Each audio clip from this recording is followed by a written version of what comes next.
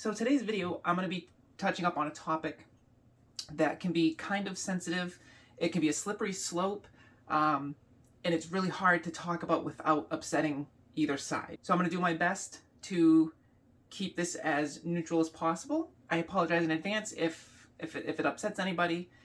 Sometimes I have a hard time articulating, so I'm going to really try my hardest to keep everything as even as possible.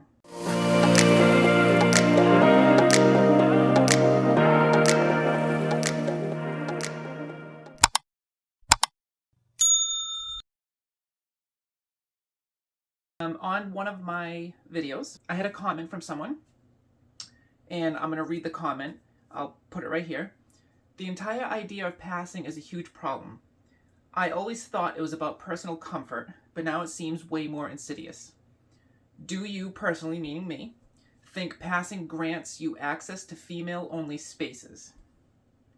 I want to understand the idea of passing became enough for men to justify violating women's consent for males in their private spaces. With this comment, what she's talking about is being someone, when you classify yourself as a transgender person, whether it's trans man, trans woman, a lot of people automatically think that grants you access to someone else's space. So what I mean by this is, when I transitioned, the way I feel inside is I don't feel any different than her. And I know that doesn't make any sense to a lot of people. I know they have a hard time understanding this. But my feeling in my everything that I have, like my soul, feels like them. I understand genetically, yes, I was born male. I totally get that. And I know I'll never be an actual woman or a cis woman born with female genetics. I totally get that. I know there's no magical fairy dust, and I know there's no magical powers that are just going to tap me on the head with a wand and make everything, the way I want it to be. And I totally understand that. And I'm not saying that I am a woman. I'm saying I feel like the way I look on the outside is the way I feel on the inside. Okay? I feel like this is who I was supposed to be. So I did my best to present myself how I feel on the inside. Passing to me means I can walk into a location, a place, a store, on a phone call, through a Zoom call, wherever I am. If I walk somewhere and somebody calls me a woman, I don't correct them. I don't go out of my way to say, no, I transitioned. That's not what I am. Now, whether it's, some of you say it's a mental disorder, fine. Call it whatever you need to. If that helps you, call it a mental disorder, call us nuts, call us whatever you have to whatever. But if I'm out and about and somebody says, oh, that's a man, I don't go out of my way either to correct them, because yes, technically I am. Genetically, I am male. I have male chromosomes. I have male, DNA within my body. And there's nothing I can do about that. And I think this is where things kind of get messy and becomes like a slippery slope with both sides of things. So with that, a follow-up comment to that was, passing means you're less likely to be beaten up or verbally assaulted, which is 100% correct. Now, with that, it's kind of like a double-edged sword. Yes, if you're passing, you look female, you present as female, and you walk somewhere and nobody knows, and nobody's the wiser. You blend right in, people talk to you as if you were female and you were a woman. Now, on the flip side of that, people, and this is only my opinion, okay? This is strictly my opinion, that trans people, whether man or woman, are being assaulted verbally, physically, is because of the movement. Now, what I mean by that is like the transgender movement. The community, I feel, has been very pushy with everything. So now this is the other side of it, where now it's going to upset the community because my beliefs do not align completely with theirs. And this goes both ways. So my belief is that, yes, there's male and there's female. Now, with all the other pronouns in between and all the other stuff in the mix, It makes it very complicated, and it makes it extremely frustrating for people. If you walk into a store and you look like a male and somebody calls you male, how are they supposed to know that your pronoun is a she or a they or a z or a z? Like all those different pronouns? I think it's too much. And this is my opinion. You can hate it, you can love it, you can do whatever you want. It doesn't matter. I'm allowed to have my opinion, same as you. I feel like there's too many pronouns. I feel like it kind of got out of control. I feel that there's too much in everybody's face with everything.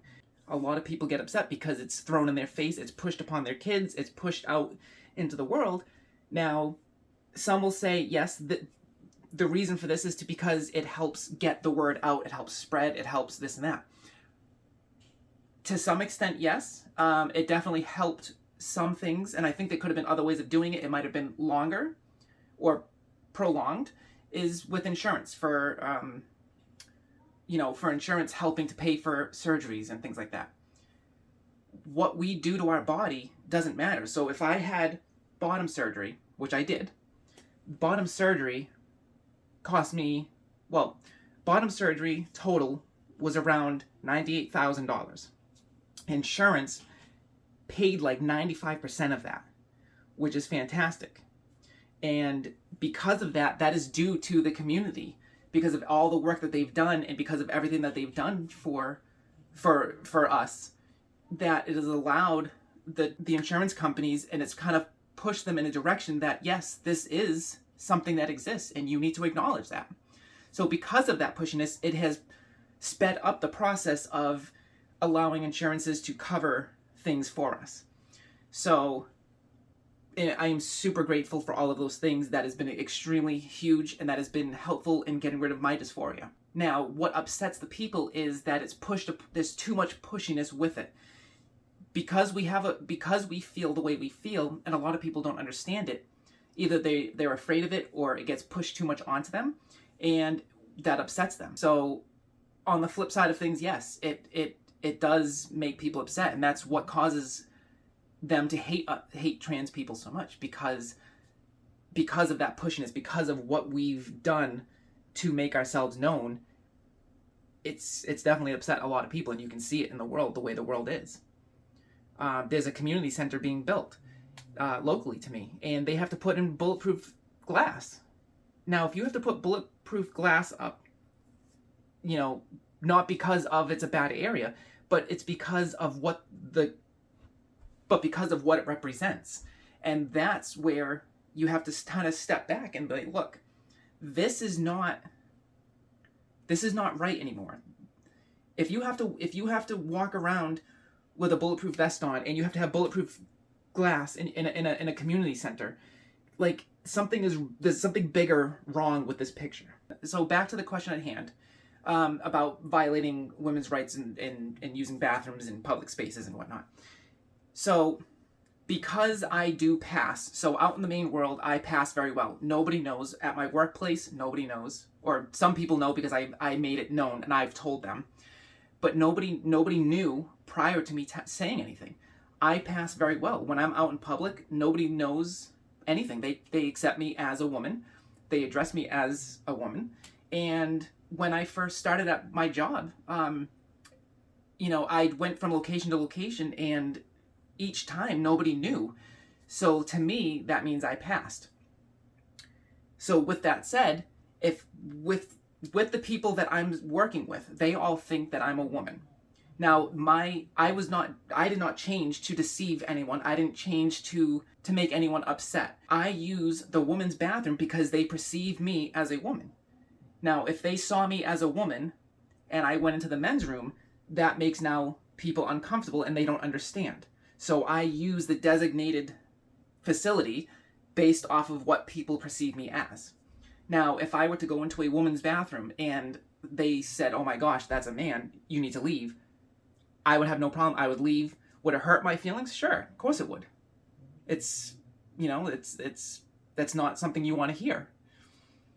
But I would never make a big stink about it. I would never make a big deal about it. And I would respect their wishes. Like I don't go into the bathroom to look for anything. I don't go into the bathroom to deceive them, to get away with to get away with looking at at anything.